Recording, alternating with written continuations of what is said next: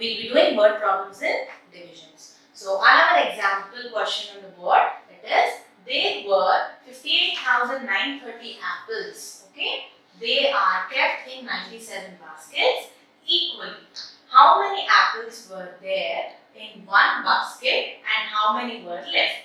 Okay, so what is it telling? The question is telling us that 58,930 apples were divided equally in 97 baskets.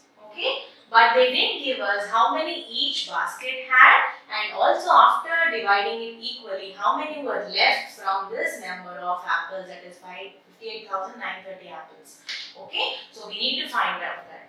Now, number of apples is our first statement, which is 58930. Right? Now, number of baskets is given as 97. Right? Now, apples in one basket we need to find out, and also the remaining apples which are left with us after dividing it equally. Now, we will be dividing this number with 97. So, I will do it over here, children. It is 58930. Okay, 97 is the divisor.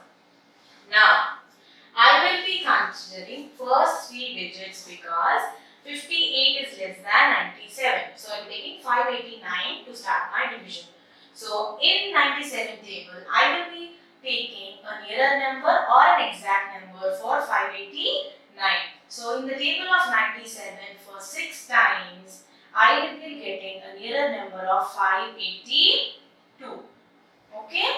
Now, I will be doing subtraction of this number. 9 minus 2 is how much, children? After 2, 3, 4, 5, 6, 7, 8, 9. It is how much? 7. 8 minus 8 is 0. 5 minus 5 is 0.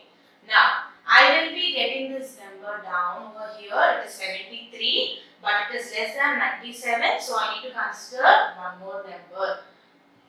So, if I take two numbers at a time, what will I do? I need to keep a 0 in the quotient, right? So, I will be keeping 0 in the quotient. Now, I have 730. So, I need to see that if there is a number which is nearer to 730 97 or else an exact number in 97. So, if I see like that, 97 7 times is 679.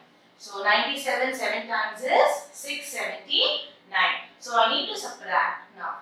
Now, see, I cannot do 0 minus 9. So, what I need to do, children? I need to borrow the number. You all remember it, right? Now, see, if I borrow, it will become how much? It will become 10. So, 10 minus 9 is 1.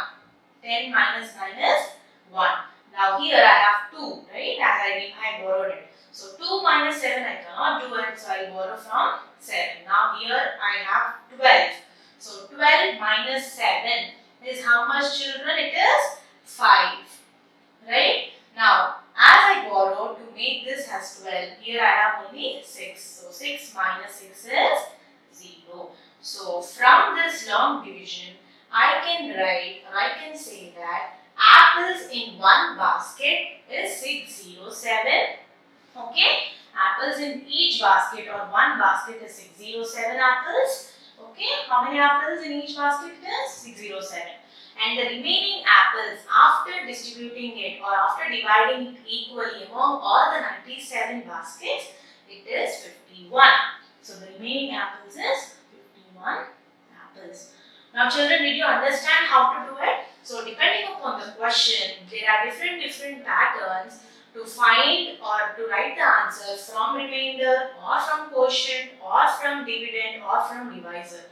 So, depending upon the pattern of the question, you need to solve the problems which are in your textbook exercise, and there are also examples given, some more examples given in your textbook. Please do it. Now, children, we will learn unitary method. So, first of all, before learning what is unitary method, we will learn what is a unit. Okay, a single object or a single person is nothing but it is called a unit. So, if we go to a shop, children, what will happen? We are buying a chocolate. Okay, you are all going to the shop, you are buying a chocolate. So, I am buying only one chocolate for myself. So if I know the price of one chocolate, if I buy 10 more chocolates the next time, I can easily pay the shopkeeper because I know the price of single unit, right? So I know the chocolate of one chocolate price, so I can pay for 10 chocolates or 100 chocolates or any number of chocolates, right? So it is important for us to know the price of single unit.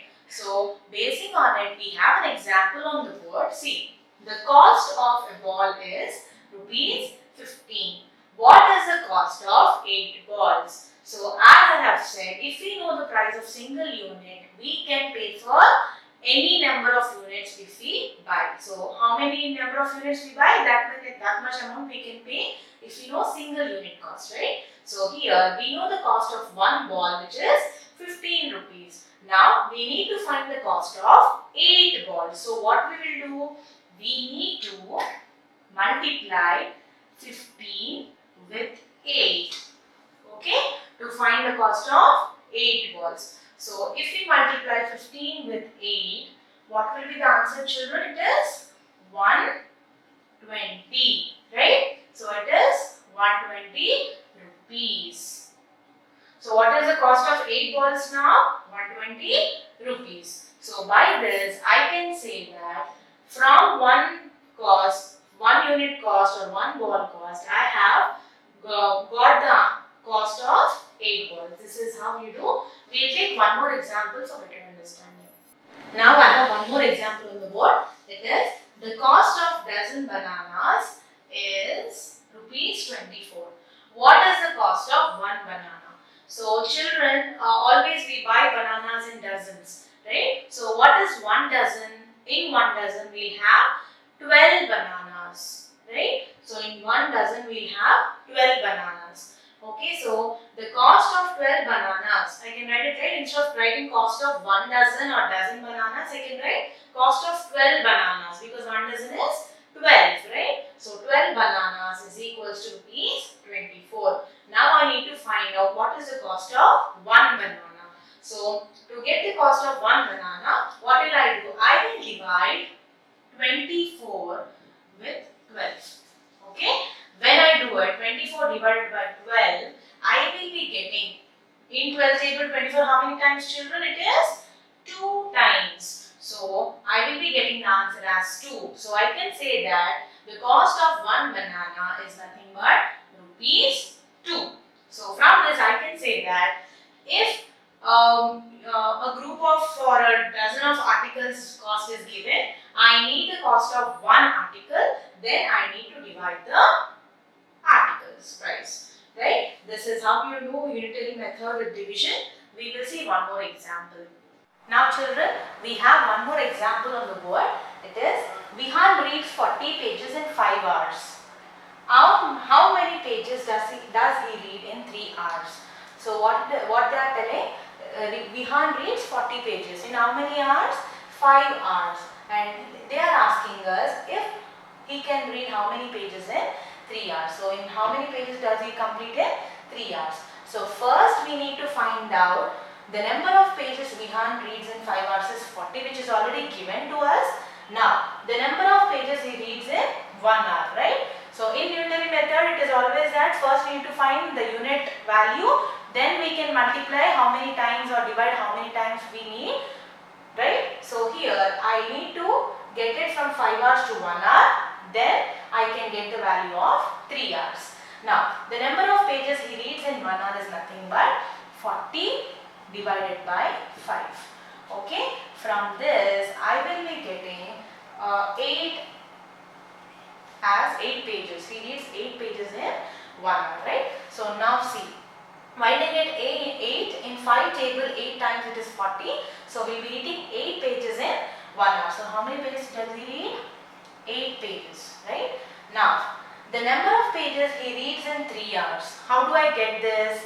I got the value for 1 hour. For 1 hour it is 8 pages. So for 3 hours, to find out how many pages will he read, I will be multiplying this 8 with 3.